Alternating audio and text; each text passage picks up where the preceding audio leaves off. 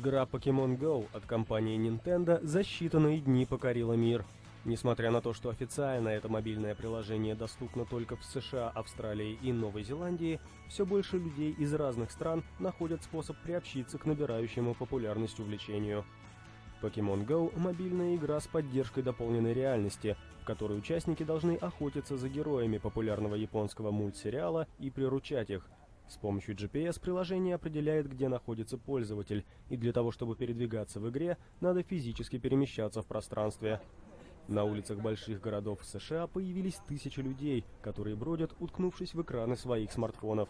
По словам игроков, один из плюсов Pokemon Go – то, что пользователям приходится выходить из дома, а также это позволяет завести много новых интересных знакомств.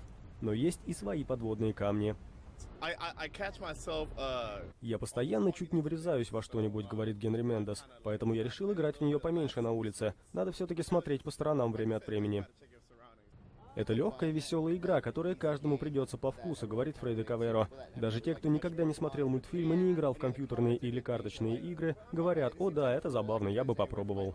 Я подсадила кучу своих друзей на Pokemon Go. Они никогда не играли, а теперь не могут остановиться». По данным медиков, все больше людей увлекаются игрой настолько, что получают небольшие травмы. А банда из штата Миссури при помощи приложения ограбила 11 подростков.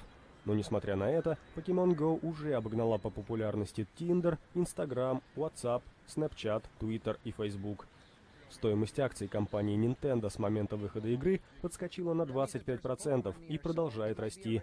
И это при том, что основные целевые рынки, страны Азии, прежде всего Япония и Европы, все еще ждут возможности скачать приложение.